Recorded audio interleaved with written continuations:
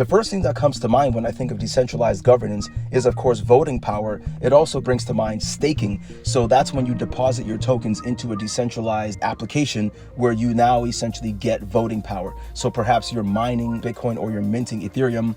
But the other thing that really comes to mind that I want to stop at is acquisition liquidity. When a token such as Curve Finance issues new tokens, essentially people can buy them up, and they are actually buying this, what some people may call inflation. As the token supply increases, whether it be through inflation or just issuance like Bitcoin, which has a fixed supply, so that is issuance, not necessarily inflation.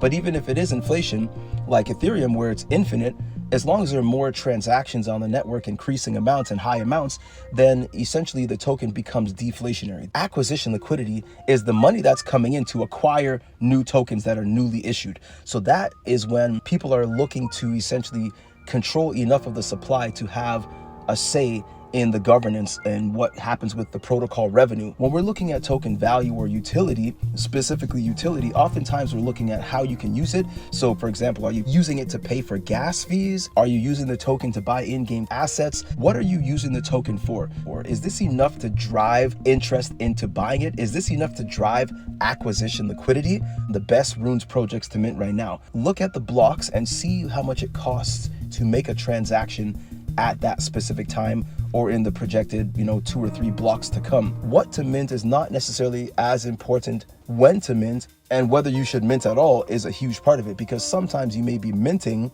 and you could actually buy it off the secondary market for a cheaper price. The future of play to earn gaming in 2025. When I think of gaming in 2025, I think of blockchain gaming for sure.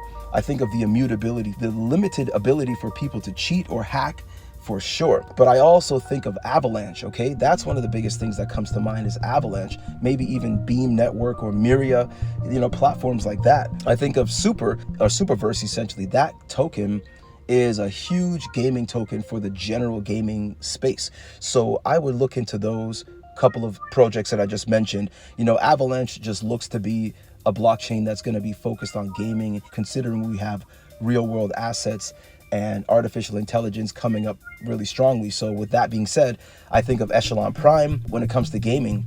Play to earn is a tough one because, again, back to the whole idea of tokens and the tokenomics and utility. If this token is being distributed so much and is earned really easily, there's a lot of selling pressure on the token if the token is a rewards token, for example. And so people play games and they earn rewards. What are they going to do? They're probably going to sell the token. Is there enough acquisition liquidity to keep this particular token afloat?